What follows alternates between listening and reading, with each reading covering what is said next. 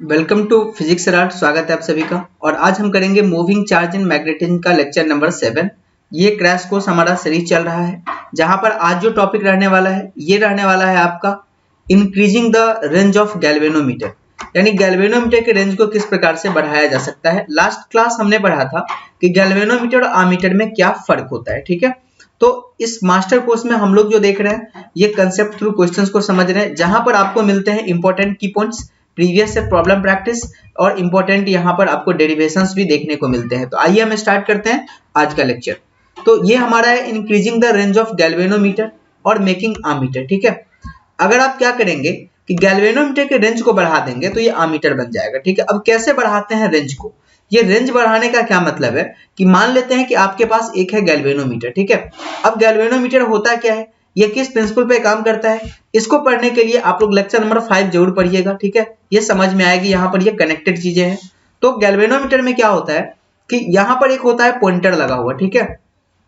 अब यहाँ पर देखिए मान लेते हैं 0 है, जैसे कि आपके मोटरसाइकिल में होता है स्पीड वाला, ठीक है।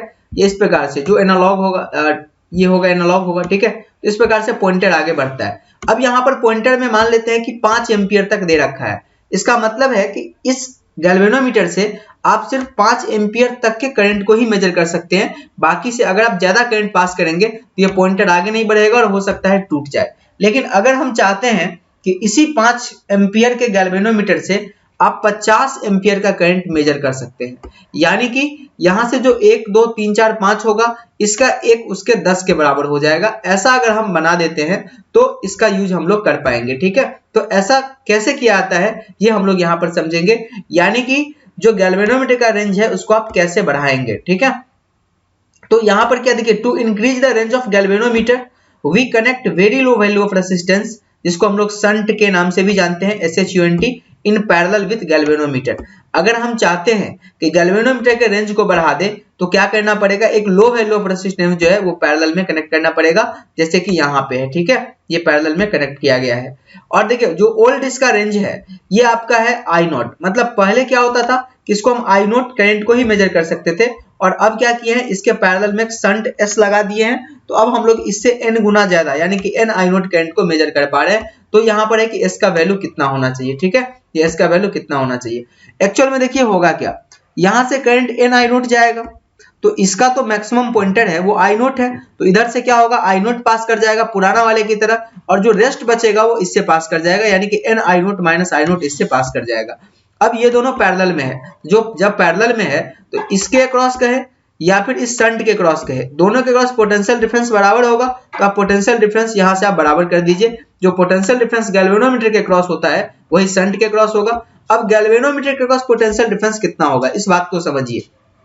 तो यहाँ पर पोटेंशियल डिफरेंस होता है V equal to IR, Ohm's law से, तो ये V इक्वल टू कितना हो जाएगा I0 इंटू RG, और इसका क्रॉस कितना हो जाएगा S into n I0 minus I0। तो ये दोनों आपका बराबर हो जाएगा, ये देखिए बराबर हो गया n I0 minus I0 into S। तो यहाँ से S निकालेंगे तो आ जाएगा RG बाई n माइनस 1, जहां पर RG क्या है और रेसिस्टेंस है गैल्वेनोमीटर का। मतलब कोई भी गैल्वेनोमीटर ऐसा नहीं होता है जिसके पास रेसिस्टेंस ना हो, तो ये रेसिस्टेंस है गैल्वेनोमीटर का। और n क्या होगा, new range by old range, मतलब न्यू रेंज जो आप मापना चाहते हैं और पुराना कितना इसका मैक्सिमम था उसको डिवाइड कर देंगे तो n का वैल्यू निकल आएगा, और यहाँ पर पुट कर देंगे तो शंट का वैल्यू यहाँ से निकलकर सामने आ जाएगा, ठीक है। तो ये है आपका एग्जाम में कई बार पूछा गया। अब ये क्वेश्चन यहाँ पर देखिए, कह रहा है कि how is a moving coil galvanometer converted into voltmeter. Moving coil galvanometer को आप वोल्टमीटर में कैसे कन्वर्ट कर सकते हैं।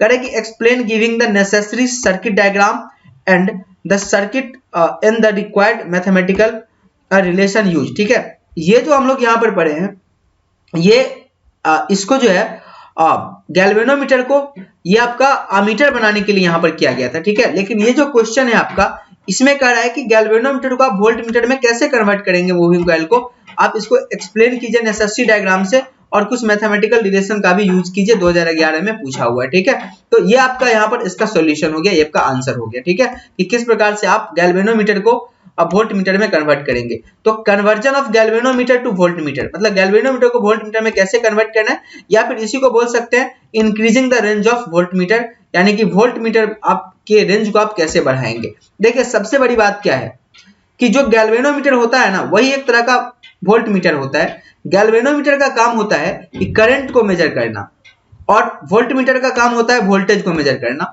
और वोल्टेज और करंट में फर्क क्या होता है कि अगर आप करंट को रेजिस्टेंस से मल्टीप्लाई कर देते हैं तो ये आपका वोल्टेज बन जाता है। मान लीजिए कि ये करंट को मेजर कर रहा है, ठीक है, और मेजर करने के बाद इसी में एक ऐसा सेटअप आप डाल दीजिए कि ये रेजिस्टेंस से मल्टीप्लाई करके मेजर करे।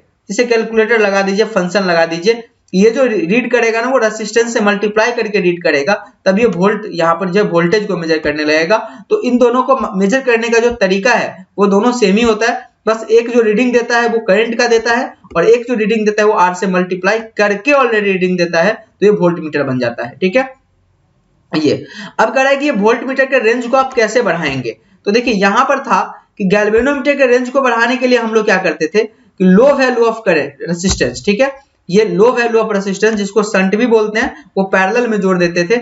इसका ठीक आप उल्टा यहाँ पर कर दीजिए कि हाई वैल्यू ऑफ रेजिस्टेंस आप सीरीज में जोड़ दीजिए। ठीक है, very high resistance R in series यहाँ पर जोड़ देंगे तो गैल्वेनोमीटर कन्वर्ट हो जाएगा आपके वोल्ट मीटर में। ठीक है, गैल्वेनोमीटर कन्वर्ट हो जाएगा किसमें, वोल्ट मीटर में। तो ये चीज है कि अगर आपको गैल्वेनोमीटर से वोल्ट मीटर बनाना है तो very high value of resistance आप जोड़ दीजिए। अब यहाँ पर क्वेश्चन आपको कंफ्यूज करेगा, ठीक है, कई बार पूछेगा कि गैल्वेनोमीटर को आमीटर में बदलिए और गैल्वेनोमीटर को वोल्ट मीटर में बदलिए। तो यहाँ पर दोनों ऑप्शन दिया रहेगा कि लो वैल्यू ऑफ रेजिस्टेंस पैरेलल में, फिर दिया रहेगा लो वैल्यू ऑफ रेजिस्टेंस सीरीज में, फिर high value of resistance parallel में और high value of resistance series में दिया रहेगा। इस प्रकार से आपको यहाँ पर अच्छे से याद रख लेना है। ऑब्जेक्टिव क्वेश्चन भी आते हैं और सब्जेक्टिव भी आते हैं। ठीक है, तो अब यहाँ पर देखिए ये आरजी है, ठीक है, ये आरजी क्या है आपका, गैल्वेनोमीटर है। इसी गैल्वेनोमीटर को कन्वर्ट करना है आपको वोल्ट मीटर में। तो क्या करेंगे, very high value of resistance यहाँ पर हम लोग जोड़ देंगे, सीरीज में यहाँ पर जोड़ दिए। ठीक है, अब इसके क्रॉस हम लोग वोल्टेज यहाँ से मेजर कर सकते हैं। अब ये है कि V कितना होगा, कैसे मेजर करेंगे,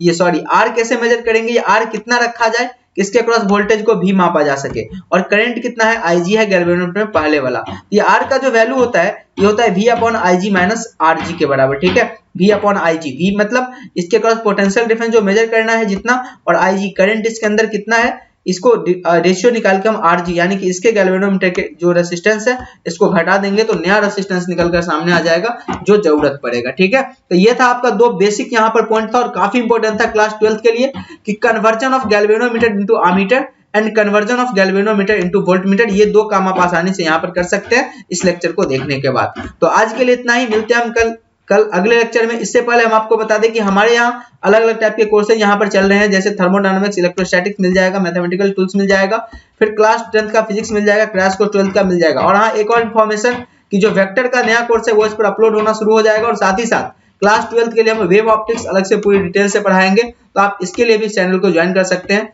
ठीक है, तो अगर लेक्चर अच्छा लगता है दूसरों तक शेयर कर दिया कीजिए, और हाँ, कमेंट और सब्सक्राइब यहाँ पर जरूर कीजिएगा जो जो प्रॉब्लम हो, ठीक है, ताकि आपको नोटिफिकेशन मिलती रहे। Thank you.